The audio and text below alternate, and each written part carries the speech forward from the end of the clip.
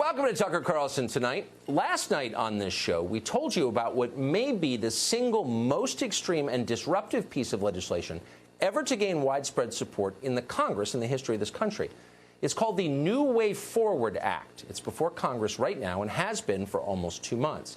And yet so far, it has been essentially ignored by the country's major media outlets, which are either too embarrassed of it or too ignorant to cover it. That's a disservice to you because it's nearly impossible to describe just how radical this bill is. If passed, it would remake our immigration system for the express purpose of helping foreign-born criminals live here. The bill would allow people who've committed serious felonies in other countries to move to the United States legally. It would make it nearly impossible for federal immigration officials to detain immigrants, no matter how potentially dangerous they are.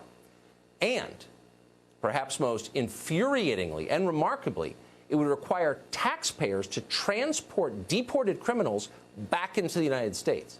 In other words, you break our laws, you hurt our people, we'll send you a plane ticket. We'll pay for you to come back. It's utter and total insanity. And yet it's very popular in the Democratic Party.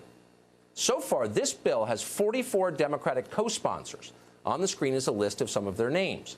Some of these people you've heard of before. Alexandria Ocasio-Cortez, Ilhan Omar, Rashida Tlaib. They're celebrities, but some are obscure. Earl Blumenauer, for example, has represented Oregon for decades. Before this, he's maybe been best known for running the Congressional Bicycle Caucus. And yet, all of a sudden, out of nowhere, Blumenauer has decided to wreck the country. Now, we'd like to talk to Earl Blumenauer on this show. We'd like to hear why he supports this bill. We'd like to talk to any of the people who've co-sponsored it. We reached out to many of them today to come on and defend their views.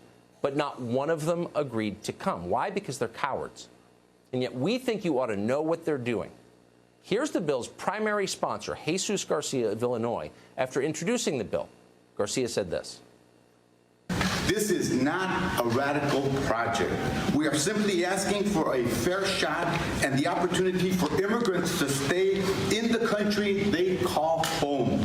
A New Way Forward does just that. It would end mandatory immigration detention, end the automatic pipeline to deportation through the criminal justice system. It would end deportation for people who have had contact with the criminal legal system.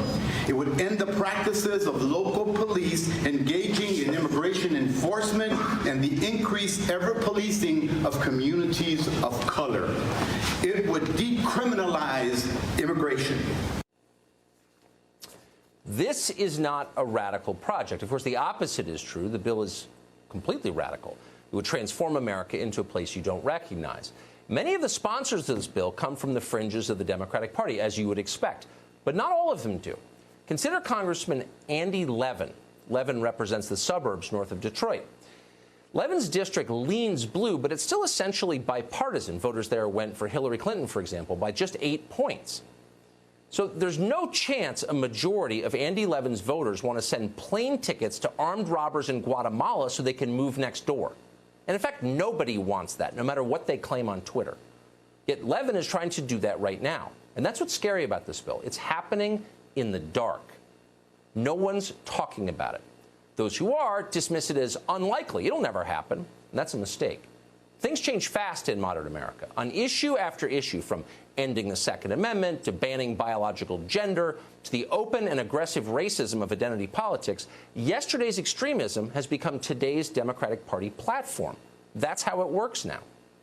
4 years ago, when Bernie Sanders mounted his first campaign for president, Vox.com pressed him on why he didn't back open borders for the world. Sanders responded this way, quote, "No, that's a Koch brothers proposal, which says essentially there is no United States. It would make everybody in America poorer," end quote. Of course, Sanders was entirely right, and for that crime, he was savaged by Vox and all the other angry children in wokedom.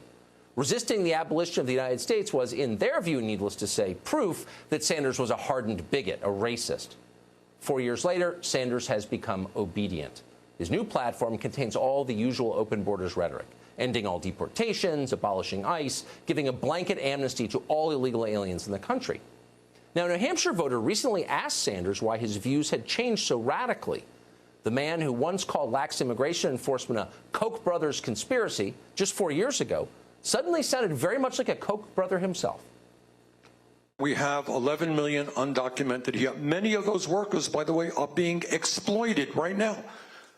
You know, Trump wants to throw everybody out of the country. If he threw out people out of the country, the price of food in this country would skyrocket. Who do you think is picking the crops and planting all over this country? Who's picking the crops? Actually, machines are picking most of the crops in this country now and planting them too. Bernie's almost 80 years old, and apparently nobody told him that. But either way, it is still shocking to hear that explanation from a self-described socialist.